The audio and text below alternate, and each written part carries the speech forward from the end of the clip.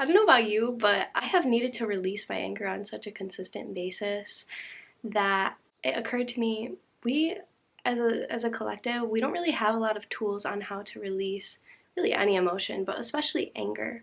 And a lot of us have been trained to suppress anger, but the reality is that any emotion that arises is just information for us about something that's important to us, our values, and action we need to take. But the thing is, if we actually take action from that moment of intense anger, a lot of times we do something that's not helpful and we regret it.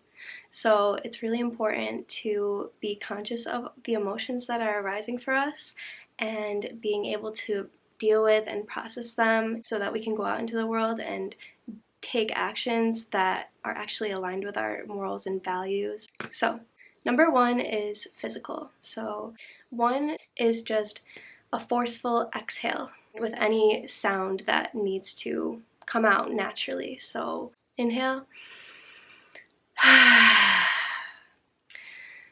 It can be a groan, it can be a growl, whatever naturally wants to emerge. And you can take a few rounds until you feel a little more relaxed. Another way is to stand up and just stomp your feet into the ground as hard as you can, as if you're like an angry toddler. Just stomping your feet. You can lay down and kick your legs into the air. Another option is just shaking out all of your limbs. So stand up and just release that energy by shaking your arms, shaking out each leg, like twisting, and you can even combine it with a sound like ah, or whatever comes out. And finally, if for some reason you're not able to actually physically release wherever you are, you can actually just close your eyes and imagine that you are doing that physical release. Because our mind doesn't know the difference between a visualization and actual physical reality. So when you close your eyes and imagine that you're physically releasing, you actually can get some of those benefits. Okay, number two is releasing through writing. You're gonna free write, and by free write, I mean just don't think about what you're gonna write, just allow yourself to write and allow whatever comes out to come out onto the paper. Don't censor or judge it, just release everything. And then if you're able to, you can burn that piece of paper and just symbolically let go and burn all of those thoughts and feelings that we have been harboring inside. Number three is something that I personally find really helpful because I'm a talker. So for me, it's really helpful to just speak out exactly what I'm feeling or thinking. You can, one, just record a voice note on your phone. Again, don't censor, don't filter, just speak. You're going to delete it after, so it's okay. Another really good option is to get two chairs, sit in one of them, and set the other one in front of you, and just vent to them. It's okay to have really heavy stuff come up. When our emotions are at a 9 out of 10, 10 out of 10, we automatically have this tunnel vision and we're not able to access all the parts of ourselves. That's why when we're intensely emotional, we say and feel and think things that are so different from the thoughts and feelings that we have when we're calm. Another option is to actually talk to someone that we trust. Tell them what you need beforehand. A lot of times we just need to be heard. You don't want their opinions, you don't want to have a conversation or debate about what you're feeling. They kind of just need to be like a sounding board, a witness. So yeah, don't release at them. Just let them witness you and hear you and let you feel heard and supported. Definitely vent out like those kind of low vibrational repetitive thoughts, but try not to ruminate too much on the same thing over and over because that can actually reinforce the anger loop.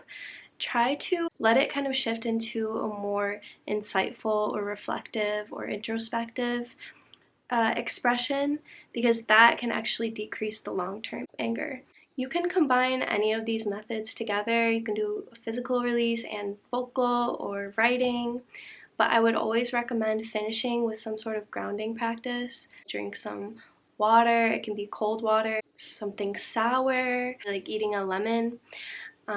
These are things that can help jolt you kind of back into your body. And another thing is to sit down and just stretch and just breathe while you do so. Another thing I want to offer is a simple breath practice, and it is box breathing. And this is my favorite because it's so easy to remember.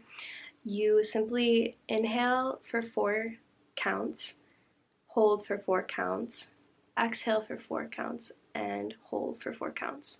Another really helpful grounding tool is to just go outside, especially barefoot, and it will automatically bring you back into your body and into your grounded, calm state. And meditate or do some form of meditation that works for you. So it could be a formal meditation, or it can be listening to some music or playing music, making art, or exercising, just anything that brings you back to your calm, grounded state. Please just know that your feelings don't need to be pushed away or suppressed.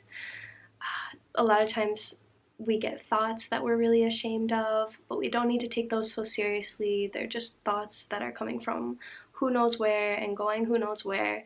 And what really matters is to tend to what's happening inside of our physical body and healthily release them, so that if there's an issue that we need to deal with, we're able to come to that situation from a place of wholeness and compassion, and we're able to act from that place and put that energy out into the world. And that is all I have for you. I hope that this video was helpful for you, and I'll see you next time.